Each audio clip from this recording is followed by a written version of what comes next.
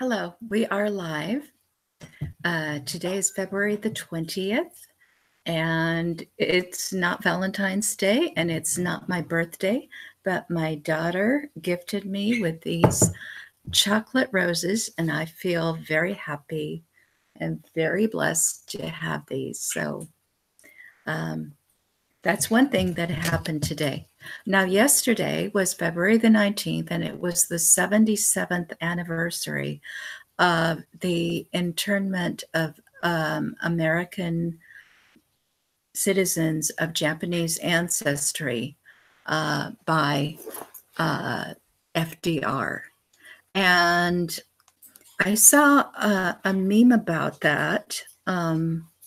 It looked kind of like this. It looked like barbed wire, and it said, "Never forget." And it said, on February 19th, 1942, the President of the United States authorized our government to incarcerate Americans simply because they looked like the enemy. More than 110,000 American citizens and immigrants of Japanese ancestry were forced to give up their homes, businesses, and ways of life. It was one of our worst civil liberties disasters. Okay. And so I shared that meme because I agree that that was a disaster and it was wrong. And then after a few hours, this was yesterday, I started thinking about it and I wondered, how come that meme didn't mention the name of the president? So, I posted something about that, and I posted that it was Franklin Delano Roosevelt who had authorized that. And I thought it was wrong to share this horrible thing that happened, which is, a stain on the honor of the entire country, and not mention the person who, by executive order as president, had this done. It wasn't as though the American people had voted on this, or it wasn't as if Congress had authorized it. It was done by the signature of the president as an executive order. And since we now have some executive orders that not everybody agrees with, I thought it would be a good idea to take into account that the person signing the executive order is really, really responsible for that. And that it really isn't the American people who do it when it's done unconstitutionally and beyond the rights of any person to infringe on the rights of another person. So later on, somebody kind of messaged me and said, look, there was a reason I did this. And this person was a libertarian. And he said to me, if I wanted people to be aware of this civil rights violation. And I wanted everyone, in other words, he wanted everyone to pay attention to this and everyone to take cognizance of how wrong that was. And I was afraid that if I mentioned that the president who did this was a Democrat, then all the Democrats would try to justify it. And I didn't want this. I wanted to be inclusive, so I didn't want to be divisive. So this is why I didn't mention the name of the president. Now, first of all, I wasn't paying attention to whether it was a Democrat or not, because I don't think about it in this partisan way. But I thought that the individual human being whose name was Franklin Delano Roosevelt, his name should go down in infamy. And not because he was a Democrat, but because of the many bad things that he did.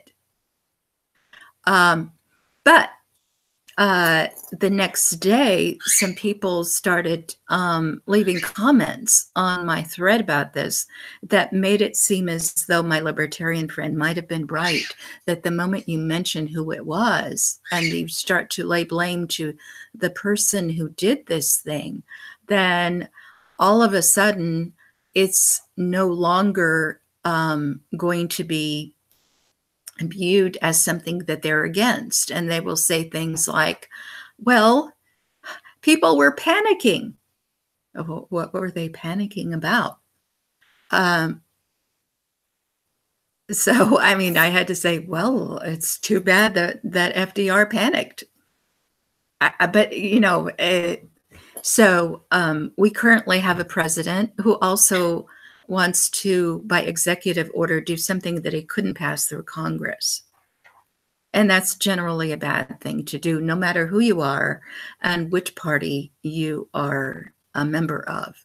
And so some friends of mine who are, you know, more conservative, more Republican, were talking about the possibility that if somebody went up against an executive order, that person might be in violation of a federal law against sedition. Okay, so what are we supposed to do if the President of the United States signs an executive order that violates the rights of people? Are we supposed to just wait for 77 years until such time as it's too late to do anything to the person doing this? And it's too late, really, except for by paying reparations to help the people who were hurt by it. Now, right now, some people whose land, some American citizens whose land is next to the border with Mexico, stand to lose their land in order for a wall to be built there. And so my concern is for those citizens. My concern is not about something else. But the question is, if we're libertarians, and we know that the world is, you know, that most Americans are divided into Republicans and Democrats, and they will be on one side of an issue if they see it as an anti-Democrat thing, and they will be on the other side of the same issue if they see it as an anti-Republican thing. What are we supposed to do? In engaging with the public, are we supposed to make ourselves really pleasant to other people? And in that case, aren't we going to be assimilated by them? Are we really going to change them, or are we going to change us?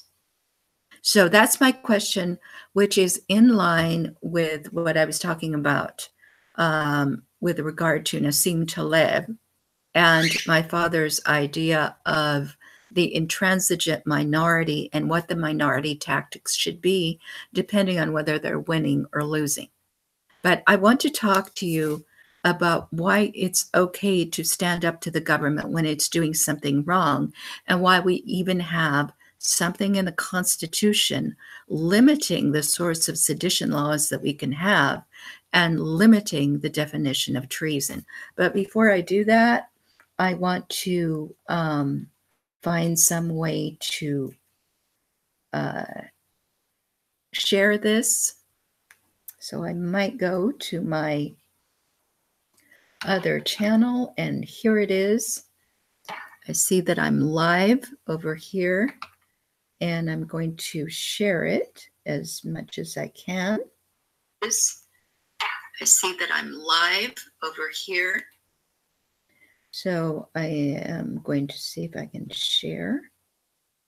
And let's see, how do I share that? Through here.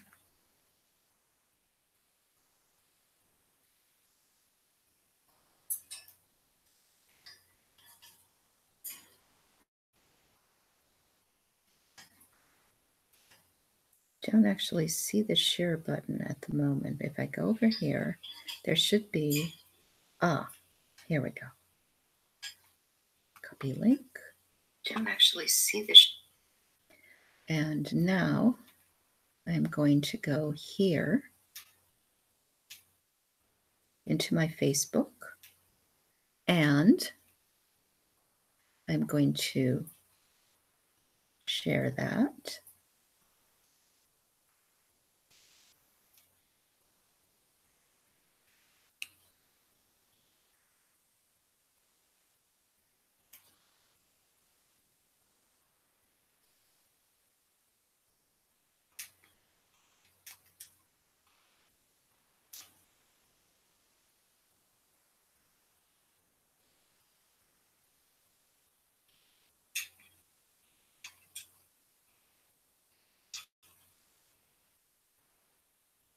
So while I'm doing this, think to yourself, if we act too rudely to people and we know that we're going to hurt their feelings, then it might not be a good idea to mention a position that they might not agree with. But at the same time, if we limit the things that we tell them to the things that they are capable of accepting, that won't ruin their own view of themselves and of the candidates that they support and the parties they support, aren't we just feeding into their feeling that everybody who is reasonable agrees with them? And I'm going to now go over to my other computer and see if I can share this also on Twitter. In other words, we know that there were libertarians who went around attacking private citizens and saying that if they were police officers, or if they were in the military, or if they were any place else. Yeah, I think I'm not going to bother to share this on Twitter until later. I would just hope that more people come along and talk to us about this. But okay, so you can't go around insulting people about themselves. You can't go up to a teacher and say, you're teaching, therefore you're taking public money. Okay, we learned that, we understand that.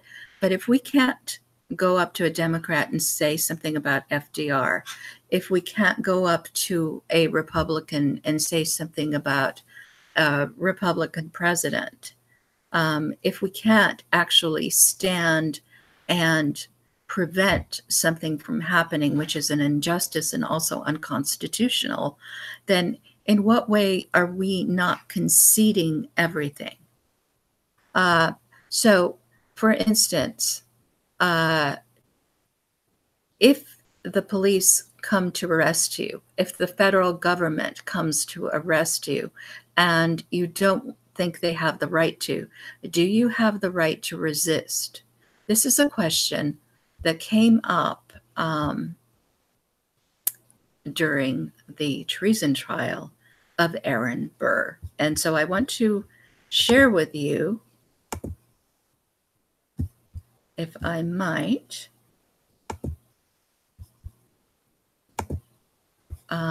something that I have on Historia Obscura, and it is the meaning of treason, United States versus Aaron Burr. So I'm going to read you a little bit from here. Under the English common law, treason was an inexact and nebulous charge, one that could be leveled at almost anyone by association. Speaking against the government might be treason. Having friends who were traitors might be treason. A person might never have raised a hand in anger against his king or the state, and yet still be hanged as a traitor. But under the United States Constitution, treason is a well-defined and very limited offense.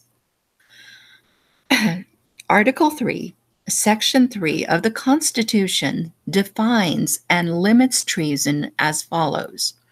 Treason against the United States shall consist only in levying war against them, or in adhering to their enemies, giving them aid and comfort. No person shall be convicted of treason unless on the testimony of 2 witnesses to the same overt act, or on confession in open court. And notice that when we talk about the United States in the Constitution, the United States is not a singular. So when they are referred to by a pronoun, the pronoun is they or them. It's understood that the United States are a bunch of states that are united together, not one country. Okay? That's also an important thing to notice when we're reading this. So if you levy war against the United States or adhere to their enemies and give them aid and comfort, then you might be guilty of treason, but under no other circumstance. So for instance, if you point out that an executive order is unconstitutional and refuse to go along with it, you are not committing treason. Notice that the word only is part of the definition of treason. That means that the drafters of this section of the Constitution wanted a very strict construction of their words to apply. They realized that case law often adds to or changes a statutory definition, but they did not want this to happen in the case of treason. Treason was to be what they said, and no less than that should ever be allowed to pass for treason in an American court, nor could the definition of treason be changed by statute or case law. Only an amendment to the Constitution could ever overturn the expressed desires of those who drafted this clause. Why did the drafters of the Constitution feel so strongly about this? Because each and every one of them by British law had been a traitor against Britain long before ever they levied war against their mother country, and each of them remembered how it felt.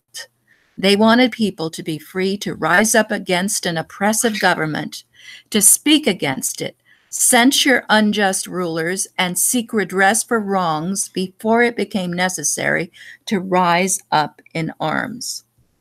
The people who wrote this section of the Constitution were still alive at the time when one of their own decided to use a different definition of treason. That man was Thomas Jefferson, and he was at the time the President of the United States.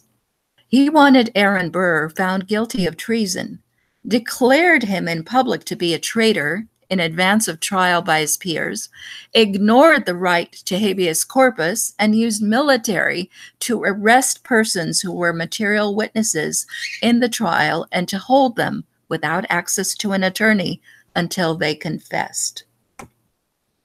But you didn't know that about Mr. Jefferson. Here is a brief factual description leading up to the case. In 1800, Thomas Jefferson and Aaron Burr had been tied for the presidency. They had both run on the same ticket. Eventually, Jefferson had become the president and Aaron Burr was his vice president. However, when Jefferson ran for a second term, he did not choose Aaron Burr as his running mate.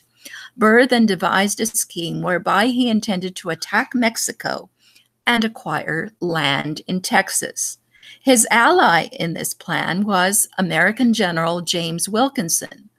But Wilkinson, unbeknownst to Burr, was being paid by Spain to protect its territorial interests. In pursuance of the best interests of Spain, James Wilkinson informed Thomas Jefferson that Aaron Burr was planning to use his army against the Western territories held by the United States. Thomas Jefferson declared Aaron Burr a traitor, and he used the United States Army under the command of General Wilkinson to arrest various people whom he believed to be aiding and abetting Aaron Burr to commit treason. Among these people were Eric Bowman and Samuel Swartwout. Although they were arrested in Louisiana Territory, they were transported to Washington City, where the president took it upon himself to personally interrogate them. A writ of habeas corpus was eventually ruled upon by John Marshall in the case of Ex parte Bowman and Ex parte Swartwout. Although Bowman and Swartwout were set free for want of evidence against them, and also because the federal court in the District of Columbia was not the court before which they have been brought, some of the obiter dicta in his published opinion later came to haunt John Marshall when he was presiding over the treason trial of Aaron Burr. Namely, it was this part of the opinion that could be argued to expand the constitutional definition of treason beyond what the founders intended, and to bring the American law on treason into a closer agreement with English common law. So this is what John Marshall said at the time. It was obiter dicta because it was not necessary for the decision, and therefore it was not stare decisis. When war is levied, all those who performed any part, however minute or however remote from the scene of action, and who are actually leagued in the general conspiracy, are traitors. Okay. Later, he was to regret having said this. Aaron Burr had at no time levied war against the United States. Neither had any of the persons who supported his scheme to conquer Mexico and acquire land in Texas. However, at one point on Blennerhassett's Island, when a United States officer had come to arrest some of the men who were planning to help Burr with his conquest of Mexico, the men refused to be arrested and pointed their muskets at the poor man, who then backed down. This was the act of levying war on the United States the prosecution and the Jefferson administration were basing their case on. However, when this happened, Aaron Burr had been nowhere near Blennerhassett's Island and was not a direct participant in this so-called act of war, which in fact might more accurately be described as resisting arrest. The great legal question that had to be resolved by John Marshall in the trial of Aaron Burr was this: which definition of treason holds, the one spelled out clearly in the Constitution, or the one he himself had set forth in Ex parte Bowman and Ex parte Swartwout? A very nice dramatization of the decision before John Marshall can be found in the video below, and I won't play it because I don't want to get a copyright strike. So, John Marshall's decision at the time was unpopular. He decided to abide by the Constitution even if it seemed that he was reversing his earlier ruling. Aaron Burr had not levied war against the United States government, and no evidence that he had been presented in court. Marshall instructed the jury on the definition of treason as set forth in the Constitution, and the jury found Aaron Burr not guilty. The Constitution of the United States is still the law of the land. Anyone charged with treason over actions not defined as treason in that document is not a traitor. This is as true today as it was in 1807. Okay, and I will now stop sharing my screen. And as usual, I have no idea where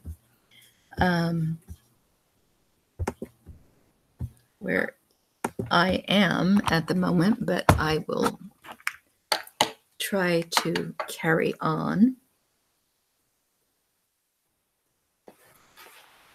And here's what I have to say. If the President of the United States, and it does not matter whether that president is a Republican or a Democrat, whether it was FDR or whether it's Donald Trump, if an executive order is signed which is unconstitutional, we have the right to resist that order, and resisting it does not constitute levying war against the United States or any one of them. So that's my point, and I am going to now attempt to sign off.